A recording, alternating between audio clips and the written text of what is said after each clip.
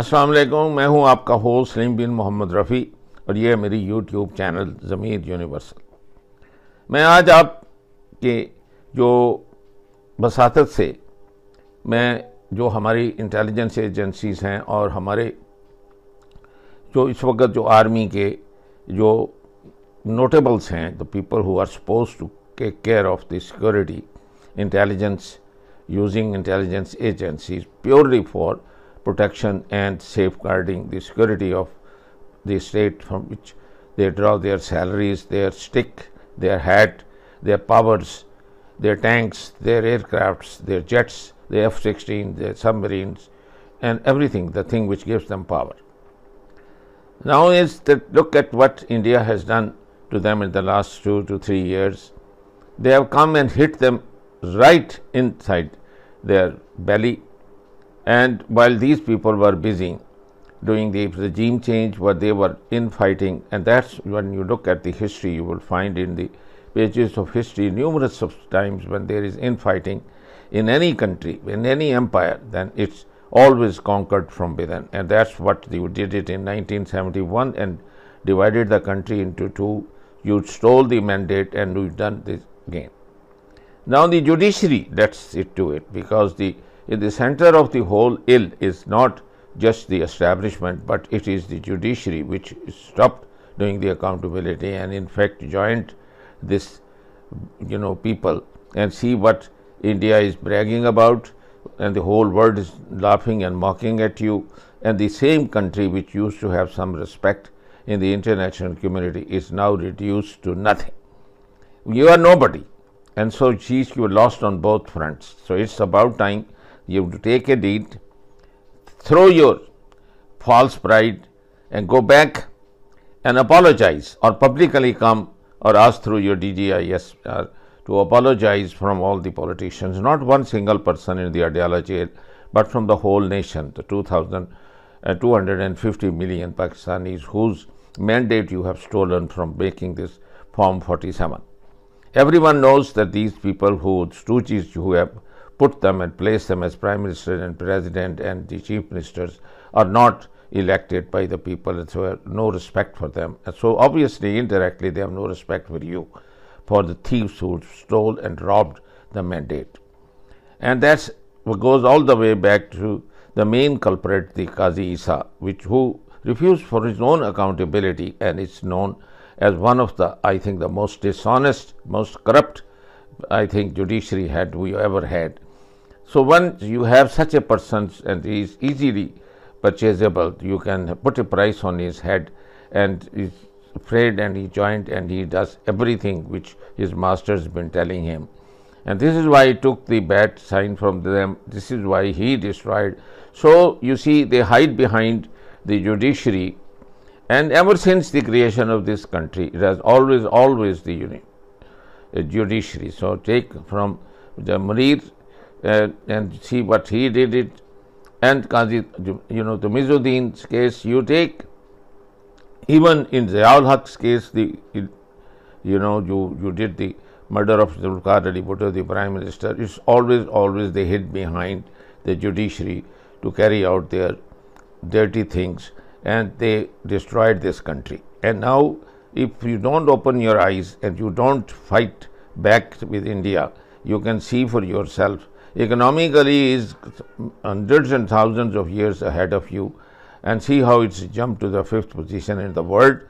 And now I think even with defense, you can keep your nukes and you can keep your jets and you put them in the bunkers or cover, and you will have absolutely you have no way that you can fight them now. And look at that a person here, their intelligence chief, lived here in Pakistan and served as a rickshaw driver, so that you see for yourself the failure of your intelligence agencies, because they have no time for such things for which they are supposed to do. This is why this happened to Tehreek-e-Taliban in Pakistan. And this is why the Chinese engineers are killed times and times again. This is why the innocent kids at school are killed. This is why still there are attacks, and you can understand this sheer failure. You should be made accountable. Who will make you accountable? When we think about superpower, the first ones that comes to our mind are America, the European Union, and China. But here is another country in the world which is moving very fast towards becoming a global superpower. This is India, the fastest growing major economy in the world. India is already considered a potential superpower due to its economic growth, population, and rapidly expanding military. In this video, we will discuss about those important points which are going to make India a superpower in future. Economic boom. 1947, when India got independence from the British Empire. India was among the poorest countries in the world. Even in 1991, India's economy was smaller than that of cities like Paris and London. But today, India's economy is much bigger than the economy of France and UK. In 2014, India's economy was ranked 10th. And today, India has become the 5th largest economy in the world, with a massive economy of $4.150 trillion. In less than 10 years, India has overtaken 5 major economies of the world like Canada, Russia, Italy, France, and Britain. India is the fastest growing major economy in the world, with an average GDP growth rate of 6.5% to 7%. The country is on the way to become the world's 3rd largest economy, surpassing Japan and Germany by 2027. India is already the 3rd largest economy in the world in terms of PPP GDP, with a massive economy of $14.5 trillion. Demographic favor. Last year, India overtook China to become the world's most populous country, as well as the world's new most potential superpower. India has the world's largest youth population with unlimited potential. More than 50% of India's population is below the age of 25 years, and more than 65% of its population is below the age of 35 years. Construction and infrastructure boom. Infrastructure plays a big role in the development of any country, and emerging India knows this very well. That is why India is paying more attention to its infrastructure.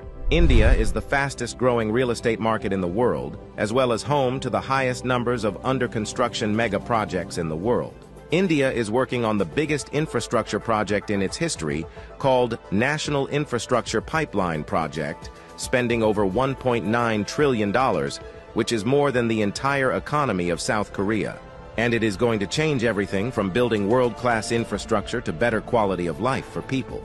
This massive amount of $1.9 trillion is being spent between 2019 and 2025. Along with this, India is working on many other mega projects, like Bharatmala project estimated cost over $140 billion. Bharatmala is a road and highway development project aims to build solid and modern road network across the country. Sagarmala project estimated cost over $130 billion. It aims to transform India's coastal infrastructure, enhance port connectivity, and boost maritime trade and connectivity. Delhi-Mumbai Industrial Corridor estimated cost over $100 billion.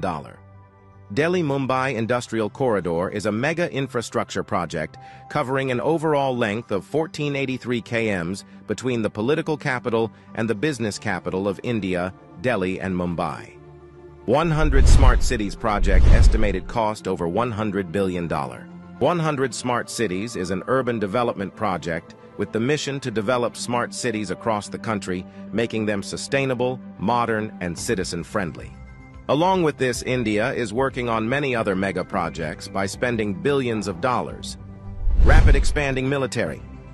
After USA, Russia, and China, the Indian military is the 4th most powerful military in the world, with a budget of almost $82 billion. Pakistan में 7 साल ये रहे बहरूपिया की तरह भेस बदल के, अपना नाम कुछ कर दिया, नमाज पढ़ना सीखा, अपने आप को बिल्कुल उन्होंने जो लोकल मुस्लिम है वहां के उनके वेशभूषा में ढाल के अपने आप को वहां पे इन्होंने ऑपरेशन करे। डोवाल साहब ने रिक्शा चलाते थे ये पाकिस्तान में, और आप सोच लीजिए आईपीएस ऑफिसर पाकिस्तान में चुपचाप रिक्शा चला रहा है, किसी को कुछ नहीं पता है कौन है। एक दिन ये मस्जिद गए, मस्जिद के आगे इन्होंने अपना रिक्शा रोका और ये मस्जिद गए नमाज पढ़ने के लिए। अजीत डोवाल साहब जब वापस आए तो वहां पे एक बूढ़ा इनको मिला, बूढ़े की ऐसी दाढ़ी, सफेद दाढ़ी, अपनी नमाजी टोपी पहना हुआ बूढ़ा वहां पे बैठा। तो ऐसे करके बुलाता है, इधर आओ बेटा, इधर आओ। तो जाते हैं उसके पास, जी बताइए। तो उसकी तरफ ध्यान से देखते हैं और कहते हैं कि बेटा तुम हिंदू हो। इन्होंने साफ मना कर दिया, इन्होंने बोला मैं हिंदू हूं ही नहीं, मैं तो मुसलमान हूं, मैं पाकिस्तानी हूं, हूँ मैं, कह रहा नहीं तुम हिंदू हो।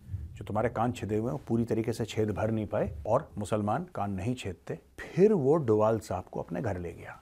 अंदर वाले कमरे में एक अलमारी थी, चाबी से खोली। जब अलमारी का दरवाजा खोला तो डोवाल साहब ने अंदर क्या देखा? देवी देवताओं की मूर्ति लगी है। Guardian report, the first to be targeted was someone by name Zahur Mistry, who was accused in the 1999 Air India hijack. Now, like I said, the Guardian report goes on to highlight another dozen plus names who Pakistani officials have told this particular Guardian reporter were targeted by Indian external intelligence agencies. Now, this is the claim which has been put forth in this piece. This is certainly going to have resonance in the election season as well. Let me now go across to our political editor, Aman Sharma, who's now joining us. Aman, what significance does this report have, and particularly as it does come in election? Ghus ke mara hai because of the Balakot strikes, went into Pakistan, hit targets inside Pakistan. So that became a big, even a vote-determining issue, I would say, in 2019. That is one part of it.